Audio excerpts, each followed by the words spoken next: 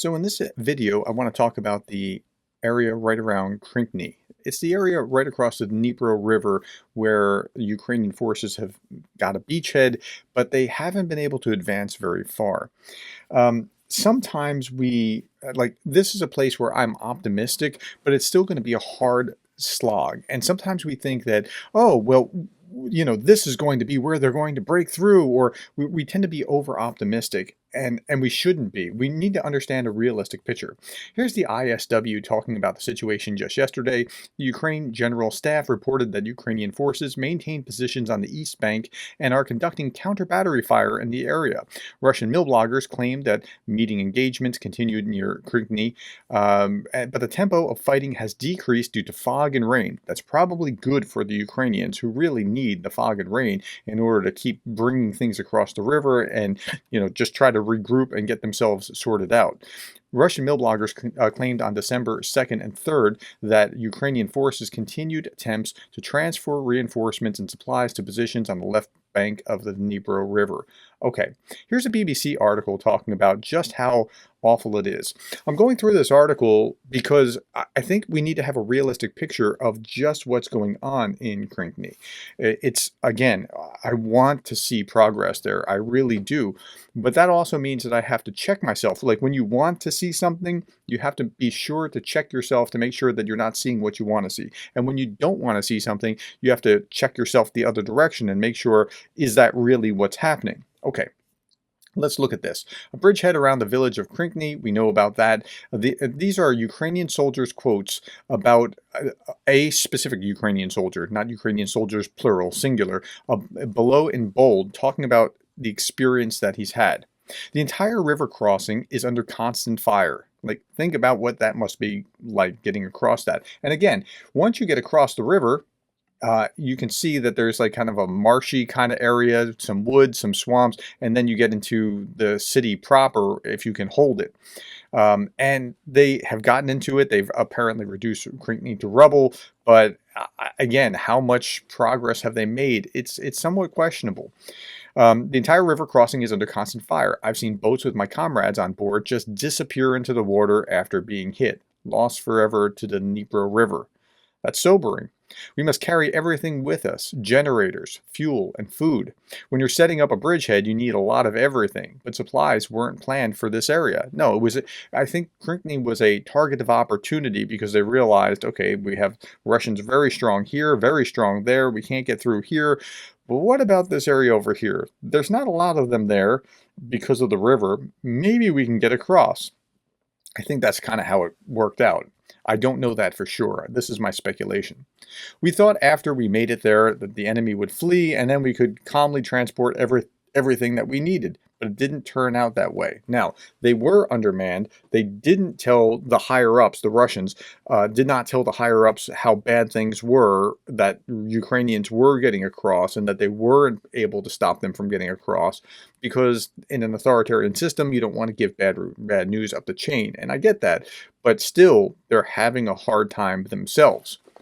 When we arrived on the eastern bank, the enemy were waiting. Russians we managed to capture said that their forces were tipped off about our landing, so when we got there, they knew exactly where to find us. They threw everything at us: artillery, mortars, and flamethrower systems. I thought I'd never get out. Wow, how about that? So, I mean, it's not like they just got across and were just like, we're here and we're, posting our flags and bringing tanks, and it wasn't like that at all. Yet the few hundred Marines have been able to dig in, partially helped by Ukrainian artillery fire from the higher western banks of the Dnipro. So it's not like they're without support, but they don't have a lot of their own stuff in order to bring the fight to the enemy. And again, here's the map. Here's where they are, and here's Krynky and the other places around here. So if you look at the map, there's some contested area in the purple held by Ukraine, and then claimed in Russian control is claimed in yellow, and the red and white is limited Russian military control. So it's now they're spreading wide, and they're doing that intentionally. They don't want to be caught in this like small little trap where they can be hit on all different sides. Okay, President Volodymyr Zelensky has been keen to talk up this offensive, framing it as the beginning of something more. Now, it may or may not be, and I want to believe that it's something more, and that's why I'm challenging my own assumptions. But for Zelensky, he's got to kind of keep hope out.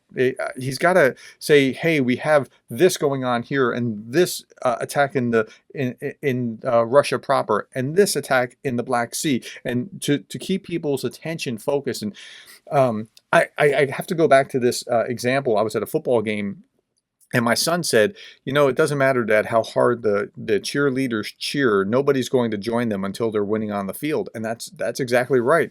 They have to show that they're gaining some momentum in the war. Otherwise, they're going to lose the attention and support of their partners. The soldier's testimony, however, reveals splits between the Ukraine's government and the generals over the state of war. Here's some more quotes. "Every day we sat in the forest taking incoming fire. We were trapped. The roads and the path are all riddled with mines. The Russians cannot control everything, and we use it, but their drones are constantly buzzing in the air, ready to strike as soon as they see movement. Supplies were the weakest link. The Russians monitored our supply line, so it became more difficult. There was a real lack of drinking water despite our deliveries by boat and drone. We pay for a lot of our own kit, buying generators, power banks, and warm clothes ourselves. Now the frosts are coming in. Things will only get worse. The real situation is being hushed up, so no one will change anything." Okay, stop there for a moment. I want you to understand, we're reading from the BBC. The BBC is pretty pro-Ukraine, so it's not like this is just propaganda stuff. This is somebody actually giving their opinion about what's going on. It's hard. It's not that he's saying this is terrible, we should never have, fought the Russians or anything. It's not that, but it is showing a realistic ground truth picture of how difficult it is. "No one knows the goals. Many believe that the command simply abandoned us. The guys believed that our presence had more political than military significance, but we just did our job and didn't get into the strategy." Now, he might be right about that. He might be right about how he's... No, let's separate two things. He clearly gets to feel how he's feeling about whether he feels abandoned or what have you, right? But he might be right about the political value of this, maybe even being more important than the military value. But if they can get through, the military value would be unbelievable. There's no doubt that the crossing had some Russian forces forced some Russian forces to redeploy from other parts of the front line. That did happen. It also forced Putin to replace a general and to start to figure out, like, okay, how do we defend over here and take his attention off other places where Putin wanted to have his attention. Both Russian and Ukrainian soldiers are absorbing a lot of fire. Here's three more quotes. "Mostly our losses were mistakes. Someone didn't climb into that trench quick enough. Another guy hid badly. If someone isn't switched on, he'll be immediately targeted from everywhere. But thanks to our doctors, if we can get an injured soldier to the medics, he'll be saved. They're titans, they're gods, but we can't get the remains of the fallen out. It's just too dangerous, like to move dead bodies out. They can't do it yet. At the same time, our drones and missiles inflict a lot of losses on the enemy. We took prisoners of war once, but where to put them if we have no way to cross the river, even with our own injured comrades?" So it is a very, very difficult situation. And I'm putting this video together because I want you to recognize just how difficult it is. Here are four more quotes, and then we'll be done. "Several brigades were supposed to be posted here, not individual companies. We just don't have enough men. Now, the Ukrainians are starved for resources everywhere, and there's got to be some calculation, some generals going, okay, if we put them here, we're going to have more of an effect than if we put them here. So the defense of Avdiivka, great. They're having a powerful effect there. Can we displace other soldiers here or there? Well, they have to make those calculations. There are a lot of young guys among us. We need people, but trained people, not the green ones who we have now. There are guys who have spent just 3 weeks in training and only managed to shoot a few times. Now, you need to have the freedom to say what's true in a free press, right? And this is a true statement from the perspective of this guy that's saying this.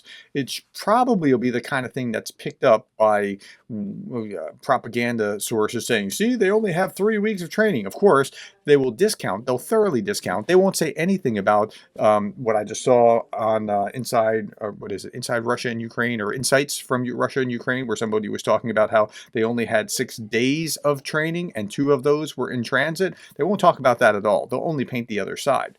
It's a total nightmare. A year ago, I wouldn't have said it, but now, sorry, I'm fed up. I understand. I can understand how he would be fed up. But this is the situation in which they're in. Everyone who wanted to volunteer for war came a long time ago. It's too hard now to tempt people with money. Now we're getting those who didn't manage to escape the draft. You'll laugh at this, but some of our Marines can't even swim. Okay, so that's helping you understand a realistic picture from one soldier's perspective of what it's like in this absolutely terrible area, but hopefully they can break through at some point, or at least, even if they can't break through, they can pull Russian forces away from other critical areas. And it doesn't matter where you are on the battlefield, on the line, as long as you're doing damage, inflicting damage on the enemy. So that's where we are with Krynky. Tell me what you thought as you heard this, because I know it's not great news, but it's realistic news. If I only show you the good stuff, then I'm a propagandist. I have to show you what's actually happening realistically. And that's very important to our understanding, to a real accurate understanding of what's happening in the war in Ukraine. Thank you for being the kind of person that cares enough to watch this video. Thank you for the likes, the shares, and the subscribes, and for being the kind of person that cares about Ukraine.